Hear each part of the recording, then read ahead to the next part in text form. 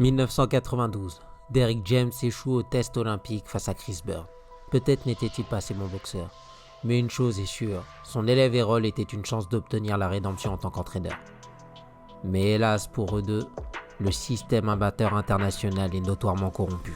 La vérité est que pour Derrick James et Errol Spence, le ring pro leur correspond mieux. Avec un palmarès de 27 victoires dont 0 défaite et 21 finies avant la limite, Errol The Truth Spence est la force dominante des welterweights. Champion unifié avec un palmarès pareil, on peut dire une chose, c'est que la vérité fait mal. Très très mal. Le puncher texan est l'homme le plus proche d'obtenir les 4 titres de la catégorie welterweight, chose qui n'a encore jamais été accomplie jusqu'ici. C'est Sensei Boxing et aujourd'hui je vous montre comment boxer comme Errol The Truth Spence. It is what it is. We'll worry about Crawford when we get there. But like I said, Crawford need me more than I need him. En boxe anglaise, lorsqu'on est gaucher face à droitier, on cherche la plupart du temps à garder son pied avant à l'extérieur du pied avant de l'adversaire. Mais ce n'est pas le cas d'Errol Spence. Cela lui permet de placer son puissant jab, en gardant son bras arrière pour d'autres occasions. Lorsque son adversaire tente d'attaquer, Errol sait qu'il va respecter la règle du pied extérieur, ce qui lui indique qu'il doit se mettre tout de suite en position défensive et reculer et bouger son buste. Lorsqu'un adversaire est trop persistant, Spence maintient la distance en tendant son bras avant, c'est ce qu'on appelle le frame. Il peut se permettre ça grâce à sa grande allonge. C'est une technique qui permet aussi de manipuler la tête de l'adversaire, mais on y reviendra plus tard. Nous avons dit tout à l'heure que Spence garde son bras arrière pour d'autres occasions. C'est là qu'il cherche à avoir le pied à l'extérieur, pour placer son puissant direct ou crochet du bras arrière au corps, souvent précédé par un ou deux jabs. Une fois terminé, Spence bondira hors distance pour se mettre en sécurité. Certains boxeurs sont adeptes du déplacement, aller à un point A à un point B. Spence, lui, est plutôt adepte du placement. Comment se positionner pour avoir les meilleurs résultats? It is what it is. We'll worry about Crawford when we get there. But like I said, Crawford need me more than I need. Dans la section précédente, nous avons dit que Spence utilise son bras avant pour manipuler la tête de l'adversaire. Il fait cela pour pouvoir placer des coups au corps ou des uppercuts au visage sans que son adversaire puisse contracter ses abdos ou riposter.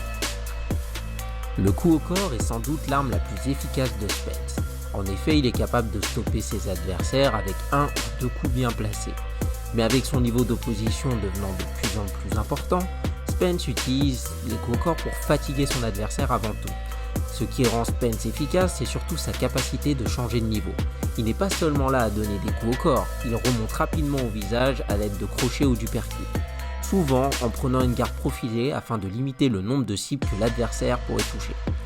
Affecté par la puissance et le volume des coups, la plupart de ses adversaires mettent genoux à terre, conscients mais battus et soumis.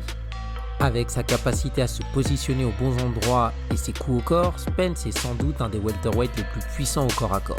Il l'a d'ailleurs montré face à des combattants très résistants tels que Sean Porter ou Kell Brook. It is what it is. We'll worry about Crawford when we get there. But like I said, Crawford need me more than I need him. Un des reproches des détracteurs de Spence, c'est son manque de mouvement de tête. Nous avons déjà vu auparavant que son positionnement lui sert à rester hors de danger. Un autre élément de sa défense, c'est le catch and shoot. Défendre avec les gants pour immédiatement riposter avec un bras avant ou bien un bras arrière. Mais lorsque Spence n'utilise pas sa défense hermétique, il va utiliser son avant-bras pour dévier un coup et riposter avec son bras arrière, la plupart du temps avec un uppercut ou un direct. Son bras avant va servir d'écran pour prévenir tous les coups de l'adversaire et son bras arrière suivra.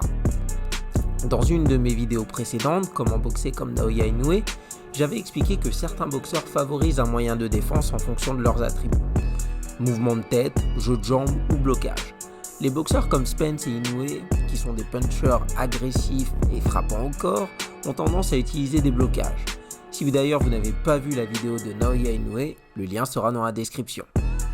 J'espère que cette vidéo vous a plu. Si c'est le cas, afin de me le faire savoir, appuyez sur le bouton j'aime. Vous pouvez aussi vous abonner à la chaîne et puncher cette cloche de notification afin d'être au courant de chaque vidéo que je sors. Vous pouvez aussi me suivre sur Instagram à Sensei Boxing Paris pour pouvoir avoir des indices sur le contenu de la prochaine vidéo. C'est Sensei Boxing et je vous souhaite bon entraînement.